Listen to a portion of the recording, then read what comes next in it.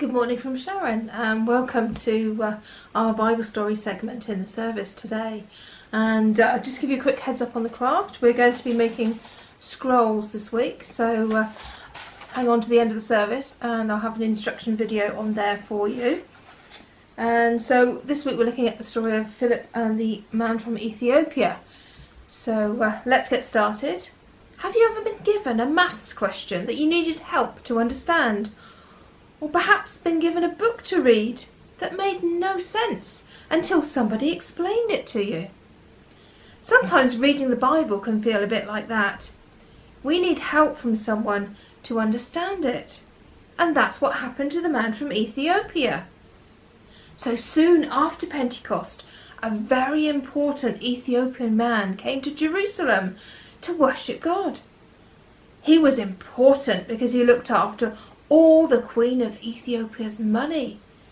And I think he must have really wanted to worship God in Jerusalem, because it's a very long way from Ethiopia by carriage.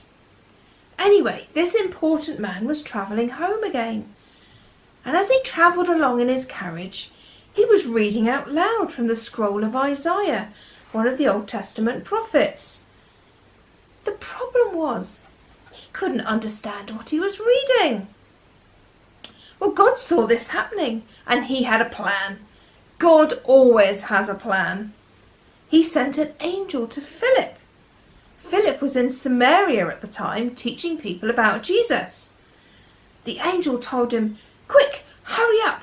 God needs you to go right now to the road that leads from Jerusalem to Gaza." Well, Philip didn't waste any time. He packed his overnight bag and hurried straight there. And when he arrived, he saw in the distance a fine carriage. The Holy Spirit prompted Philip, "Go and stand near that carriage." And as he got nearer, Philip knew why God had sent him there. He called to the man, "I hear you're reading from the scroll of Isaiah. Do you understand it?" "How can I understand it?" replied the man, feeling grumpy. "I have no one to explain it to me." "Perhaps I can help you," suggested Philip.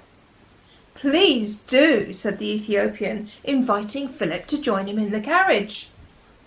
So Philip explained that Isaiah had been talking about Jesus, God's chosen one, who was to come into the world to suffer and die to save us. The Ethiopian man was so excited. At last he understood.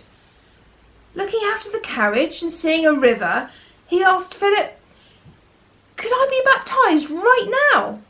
"Yes," laughed Philip. So the two men jumped down from the carriage and Philip baptized his new friend there and then. The Ethiopian went on his way a very happy man. And Philip? Well, the Holy Spirit took him off to another region where he told even more people the good news of Jesus. And so now it's on to Beth, who's going to give us some thoughts on that story this morning.